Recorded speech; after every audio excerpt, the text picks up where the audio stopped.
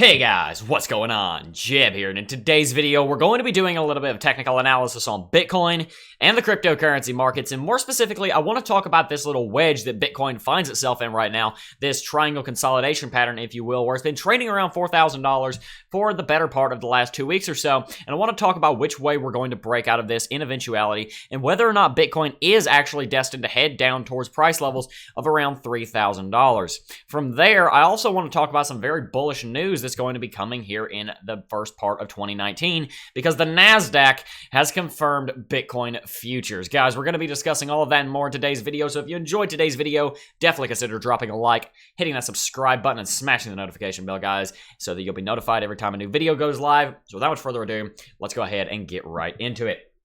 On Coinbase anyway, Bitcoin is currently trading at around $3,861.82 and some change, but that's not really what we were here to talk about. I want to talk about some slightly longer term TA in today's video and try to get to the bottom of where Bitcoin is going to really be going over the next couple of weeks, because it seems that some things have developed here recently, because as we can see on Coinbase, Bitcoin is below $4,000, and on Bitfinex also, Bitcoin is below $4,000. We've fallen down here to this support level right here, this support uptrend that Bitcoin has been holding for some time now. Excuse me. So let's go ahead and move on to the coin market cap, to the crypto market cap, to the crypto market recap. I can speak today, guys. I apologize.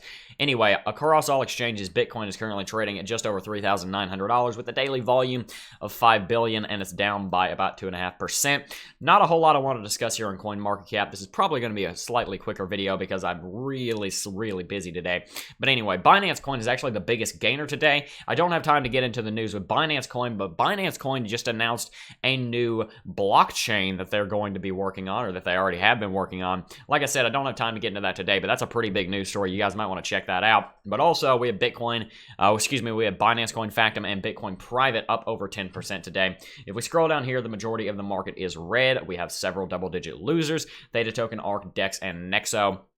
Not a wonderful day for the cryptocurrency markets, especially considering every single top 10 is in the red except for Tron, and Tron is only barely green, rather neutral today. Total market capitalization is down to $125 billion. I feel like a weather forecaster right now because I'm always forecasting bad things, but at the time being anyway, Bitcoin's market capitalization is far lower than it has been in a very long time, and total market capitalization is hovering quite a bit lower than what Bitcoin's used to be, which, I mean, there's two ways you can take that, of course. I've said this in the past. You can take that as a bearish thing and say that, okay, well, Bitcoin has gone down so much, but you can also take it as a bullish thing and say that, okay, well, we've gone down so much, Bitcoin's probably at a better time to invest. It probably is a better time to invest in Bitcoin now than it was, say, on December the 16th, 2017, when Bitcoin was trading at $20,000.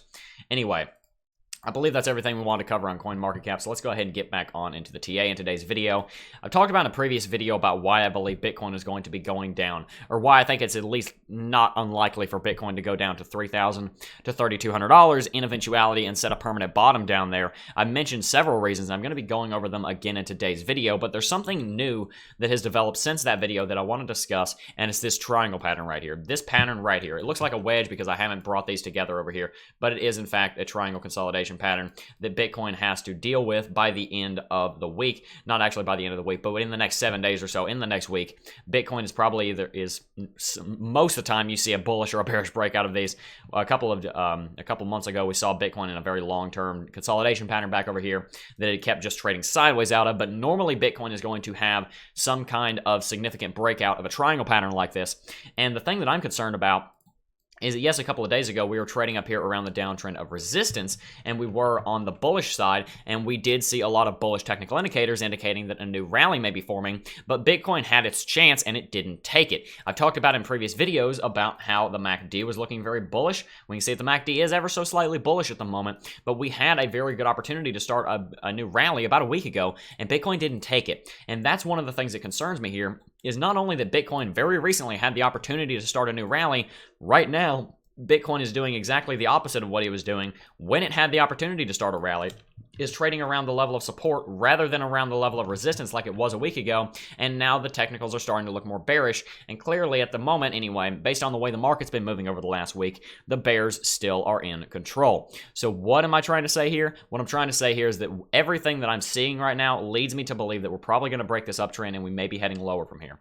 And if that happens, that's one of the other major things I want to talk about in today's video is where will Bitcoin go from there if Bitcoin does break bearish out of this triangle consolidation pattern. Well, like I said, I've talked about in previous videos about why I see $3,000 as a very, very appealing target. I'll go ahead and go over them again. One of the major reasons is because $3,000 used to be an all-time high back over here. This was a very important all-time high for quite a while and was a very significant all-time high. It was a very significant landmark all-time high in the history of Bitcoin because Bitcoin hadn't really had a significant all-time high above its 2014 all-time high in a little while. So we had seen that there was one right here that was about the same level, and we saw one just slightly above the initial all-time high back over here if you were to draw a line, and then we saw an actual proper all-time high at $3,000. So $3,000 is an important level because of the market history, and it is also an important level because of math psychology. It's a big even. $3,000 is a 3 with 3 zeros after it. So it's a big even, and people like to put trades around big evens, so it wouldn't be surprising to see Bitcoin get some kind of bounce there if we started heading lower. The other couple of reasons why I believe that $3,000 and that region would be a good level of support would be based on our moving averages. You guys know I'm a big fan of the 200 simple moving average on the daily chart because it's a level of resistance that I want to see Bitcoin break before we can go into a bull market. But what we also see is that the 200 weekly simple moving average is sitting down here around $3,200, which would also probably give us support down here around that $3,000 region. Another thing I want to point out is that on the monthly chart at this same level, we see the 50 monthly simple moving average right down here at almost exactly $3,000. So right now what we're seeing is something I talk about in the Cryptocurrency Technical Analysis Academy. There's a link to that in the description. I have a video in there. You can go check it out and you can see that video. I have a video in there where I talk about the convergence of support and resistance. And $3,000 is what I like to call a zone of convergence of support and resistance. And what that means is that it's a place where Bitcoin can garner support, where it's not just garnering support on the level of $3,000. It's also finding support on the 50 weekly exponential moving average, for example, or the 200 the 200 weekly simple moving average. There are a lot of different levels of support down here where Bitcoin can make an argument to try and bottom there, because when you're doing your technical analysis and when people are trading, they like to try and find somewhere that Bitcoin should go based on the technicals. A lot of people that are in the market still, because a lot of the, dare I say, the newbie or investors that were over here, a lot of them are gone. So many of the people that are still in the market, a lot of the volume that's still in the market is being traded by people that do technical analysis. And when you're doing technical analysis, you try and find some kind of technical reason to put a trade in. And there are many different technical reasons to put some kind of buy order in at $3,000 and defend that. Another reason is because it's 50% retraced from $6,000. And this all isn't even to draw parallel to the last bear market where Bitcoin broke below a level analogous to $6,000 and retraced 50% there. Bitcoin had a level of support analogous to $6,000 right back over here, around $300. And Bitcoin retraced that time about 45 to 50%, which would look very similar to Bitcoin going to $3,000 right now. Not only that, if we look at retracement from all-time high down to $3,000, we drag this out, it's about 85%. Let's go ahead and go back over here and see what happens if we drag this all-time high down to this bottom. Look at that. It's about 85%.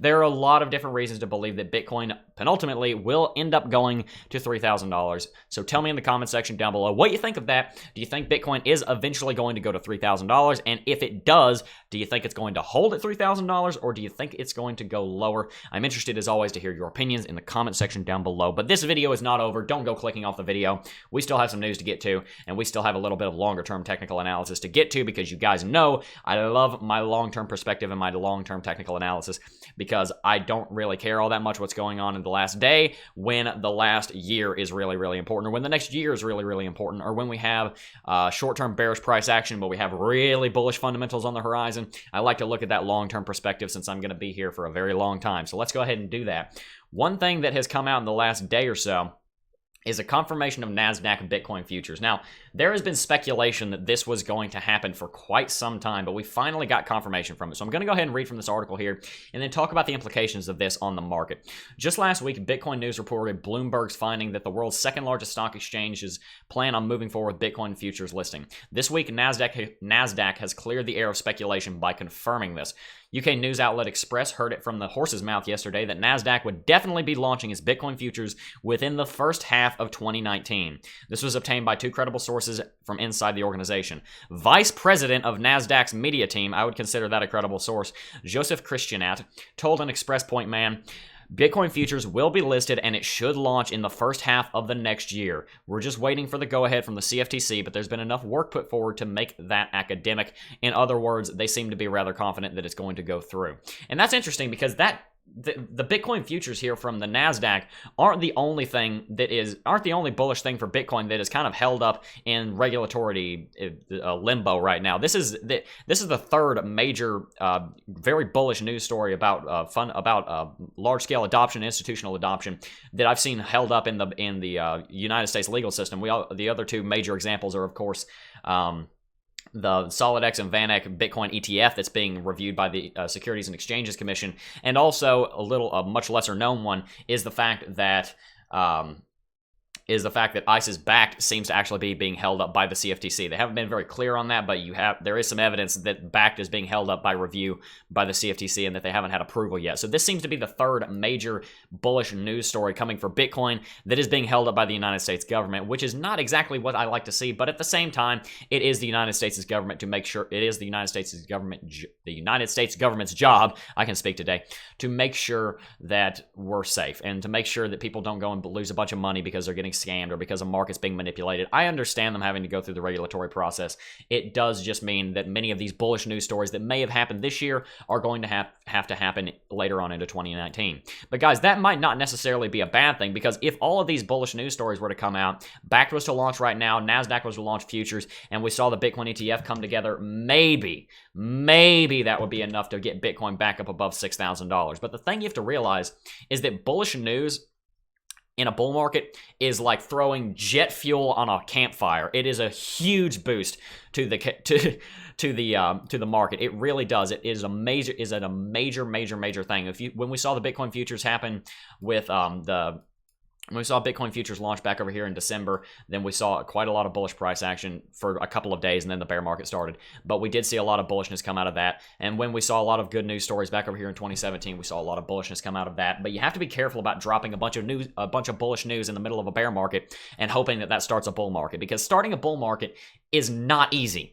You have to really have the stars aligned to start a bull market. We almost started one. I had an email by, I forget your name, sorry about this. I believe your name was Jeff, actually. I had someone named Jeff email me about this little period over here in July. If you're watching this video, hello, Jeff.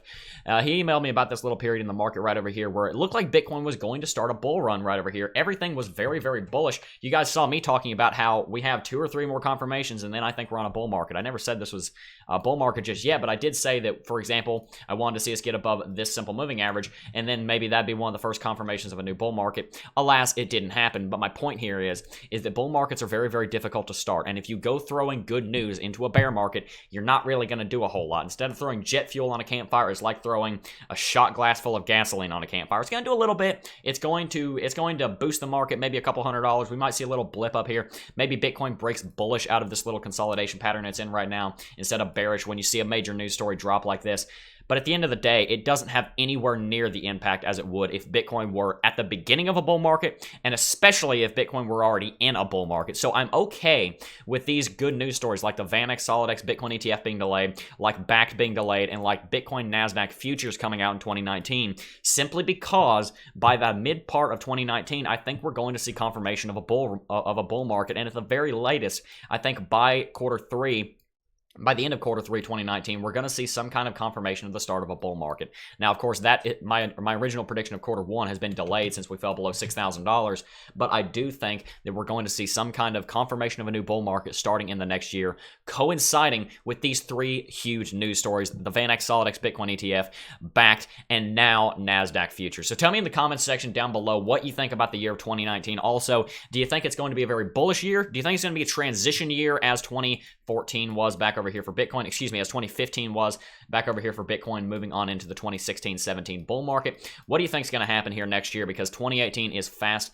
wrapping up. I'm interested to hear your opinions in the comments section down below, as always. And also, guys, if you want to learn how to do technical analysis, it is a very, very enjoyable thing to do. I do daily videos on the channel, not just because it is because I want the channel to grow, but also because I greatly enjoy it. I do enjoy doing technical analysis, and it is a very, very important skill to have if you're working in markets. So if you want to learn how to do technical analysis, check the link in the description down below. We have a great course going on over there. We have a lot of people in the course, and I have not had a single complaint or refund from the hundreds of people that have joined.